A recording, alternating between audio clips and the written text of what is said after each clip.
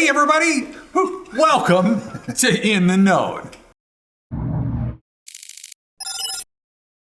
right everybody, so here's the cool news. What we want you to know is that Nagios Log Server 2024 R2 coming out. Seamus, you have been messing around with this thing for a couple of months now. Indeed. We got an all new front end and an all new back end. The back end, I'm admittedly hard to see. Hard to see, but something that I personally am very excited about. Absolutely. It is all new, updated, ready to rock and roll. I'm going to ask you mostly, Seamus, about the front end. What do you love about this front end? Because there's a lot to love. It's beautiful, it's crisp, it's fast. It's very fast. The dashboards are so easy to use now. You're in sales or something, really? You can resize your panels so easily. Yep. What I like is, seriously, when you say And move fast, them around. like stuff moves fast, it's crisp, it's clear. Oh yeah, everything snaps loads in. super quick. You go to a menu, everything's just bing, bang, boom. It's very, very nice. Yeah. And the look of the dark theme Yeah. is just, I love it. I love the dark theme.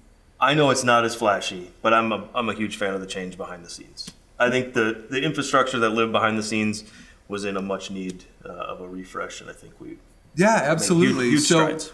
We brought it forward. We used to be based on the Elk Stack, Elasticsearch, Logstash, and Kibana.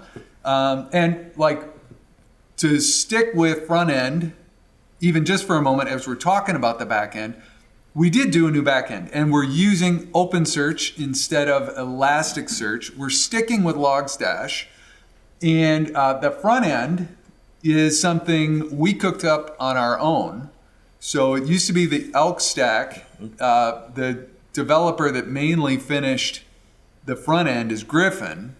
So we're thinking Logstash, OpenSearch, Griffin. It's the Log Stack. The log the stack. log stack. So, but yeah, absolutely. Updated, all new. And the great thing about the front end for the back end, see, because I'm all about the front end, is that we have migration from the old back end to the new back end. It's all just in the interface. Yep. So you migrate the back end and enjoy the front end. Totally. Piece of cake. Piece of cake. And I think so Seamus, customers have a couple of options for what they can do, because here's the real deal. There is no direct upgrade from NLS 2024 R1 to NLS 2024 R2. It is a migration. And let's talk about that. Yeah. One of the big reasons that we were able to hang on to the old back end is that it would have caused a migration for a long time, right? For several years now, any updated back end would have caused a migration for all of the data. And we've decided to take that on now. We understand it really well. The migration process is built into the front end. It's right there in the interface. Couple of clicks and you're off to the races. But here's the cool thing. Seamus is going to get interrupted by me at least 3 times. One of the cool things is you have options as a customer. So if you're brand new, light it up. You're good to go. But for all of our customers that have existing clusters, you have options. What do those look like? It's not just your indexes, your log data that are going to be transferred over. It's also going to transfer over things like your queries and your user setups and your system settings. So you'll basically be transferring all of the particulars of your existing R1 setup over to R2. And if you want, like to. so If you'd like to, yep. I'll take the cat out of the bag here. We know that some people are going to retain their Nagios Log Server 2024 R1 setups and then run an additional cluster of 2024 R2 and then just send new logs to that and maintain a couple of them. That's one of the strategies that are available out there for customers. Yep. The cool thing that you have to know is we can migrate just your configs. So you don't have to migrate everything. In the migration process, you have the option to bring over all of your alerting, all of the configs that you have already set up You can migrate that over to your new cluster, and then you can run 2 independent clusters because Josh Manley here has hooked you up. An additional activation.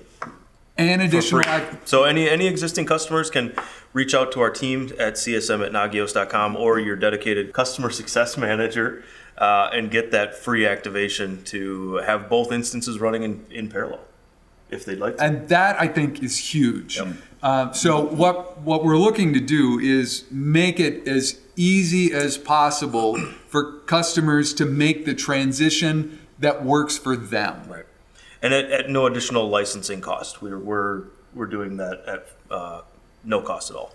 So what you can do is you can have your existing cluster and you can stand up a new cluster of Nagios Log Server 2024 R2 and you can run it. You can test it. You can run it live in production. You can migrate all of your data. You can migrate none of your data and just your configs. You can do partial for both. I think what we understand is we have customers who are going to want to leave it alone, and we're going to continue to develop and support the existing version of Nagios 2024 R1.x.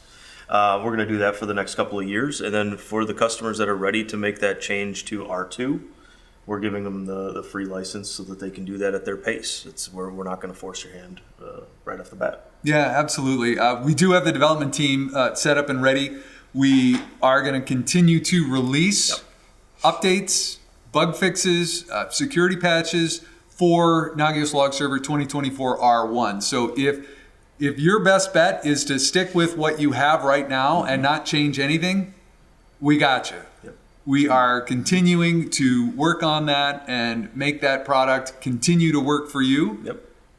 We got a one plus staffer dedicated. Justin works really hard. Now, sometimes he'll need a little help. He works like 4 people. He does. He at least the work A of 4 dynamo. people. A dynamo. Now, what will people be able to keep their old R1 install for reviewing historical data? Yeah, Is that's that right? actually one of the options. And it's written into a migration doc that if you want to keep your old log data in your existing instance for reference sake or just that warm safety blanket of I've already got my logs collected and I know they're working, they have that option to keep that running in parallel with their live R2 instance. Perfect. So I think a lot of people Square deal. are going to go that route. Yeah.